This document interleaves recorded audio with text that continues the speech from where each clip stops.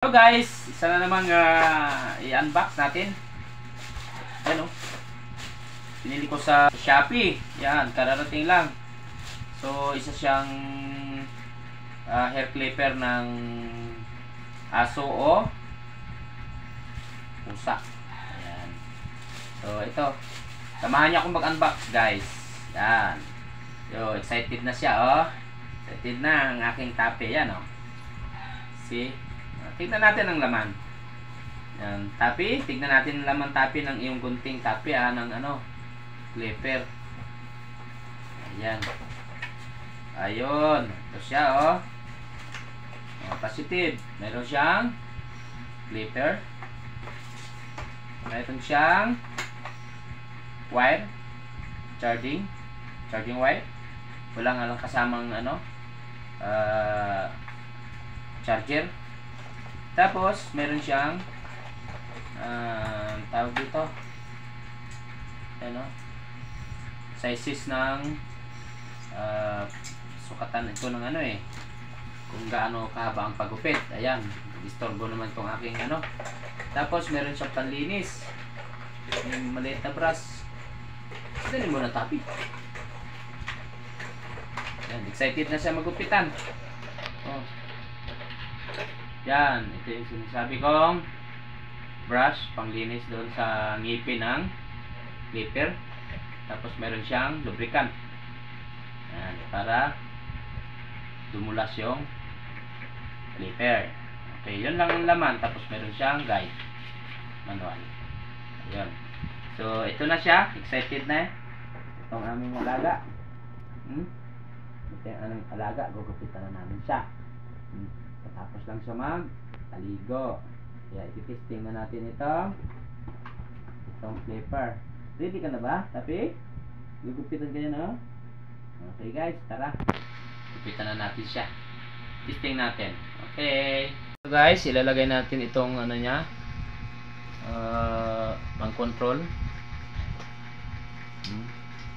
Istorbo naman tong aking palalabs na tapi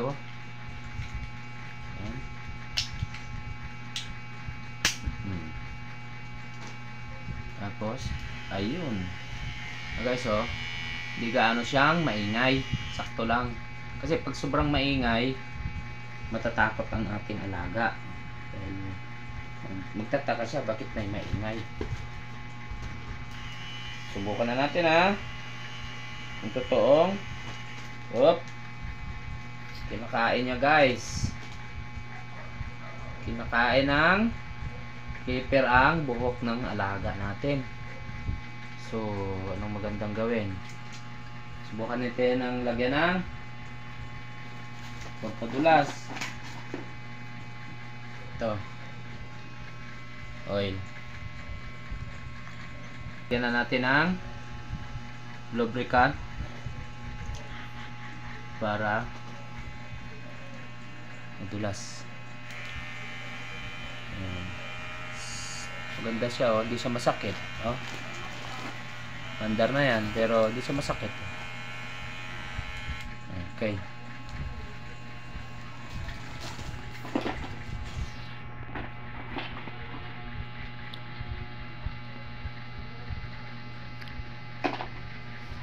Tingnan natin ulit.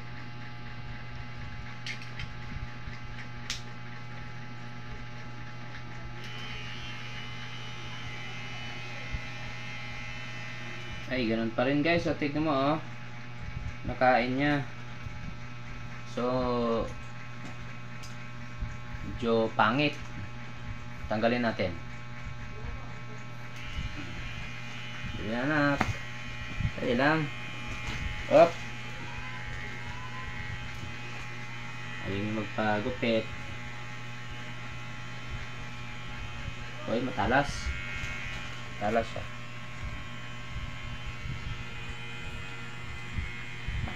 So, ayaw magpagupit.